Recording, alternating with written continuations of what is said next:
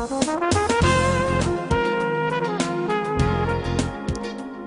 welcome back to Good Day. Well, billions of tax dollars are at stake, but so is the future of public education in a lawsuit that will be heard today by the Texas Supreme Court. Carl Garner, the State Secretary of the Association of Texas Professional Educators, a teachers group. So here we go again. This is the seventh lawsuit in the last 25 years, yes, challenging the same thing, basically saying funding is not fair, it is not adequate, it is not equal, all of which are required by the state constitution. Correct. Correct.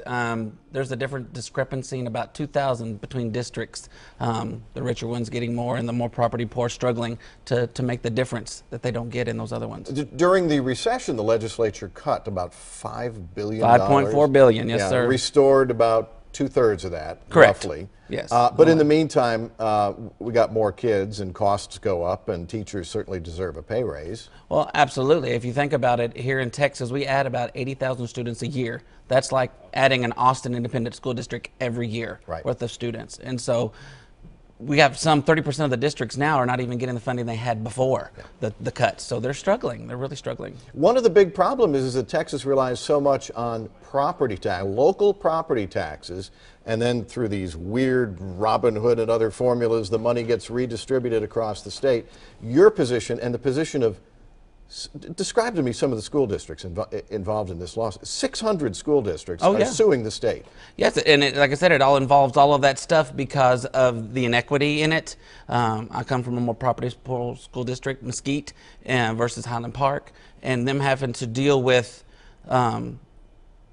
the inflation that comes with it, all of the stuff that deals with school and supplies and resources. Those more struggle to get that, and so they need to be able to have what they need to teach these kids to, of course, meet the achievements that they need to meet on that STAR test that they're tested on every year. Right. The state Supreme Court, like the legislature, is Republican controlled. Yes. Do you think that that education gets a fair hearing? The point of the leaders of the Texas legislature is, look, tough times. Everybody's got to get by. Every business has cut back, and people are doing more with less. Why should education be any different?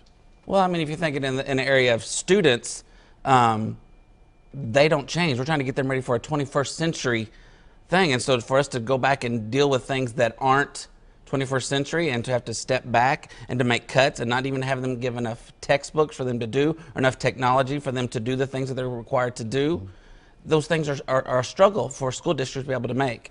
The process has been repeatedly in Texas. Districts file a lawsuit, and we're talking big, small, urban, rural, rich, poor districts, all filing lawsuits. None of the school districts are happy with the outcome. It goes to the Supreme Court. The Supreme Court says, legislature, you got to change things. They change things. Another lawsuit is filed. Nobody's ever happy. Correct. Well, I mean, Judge Joe Dietz in his thing said it takes about $2,000 more than what we're currently giving to educate a student in the state of Texas. Per student. Per student. Which is about a 25% increase, probably. Correct. Yeah. Correct. Yeah, and that's a lot more money. Exactly. And again, we're trying to get them ready for a 21st century, and we can't do it with the current funding. All right. Thank you very much. Thank you. We appreciate it. Attorney General Ken Paxton, we should mention, while not saying that education not perfect, public education money does meet constitutional requirements. No timetable for the court's decision. We've got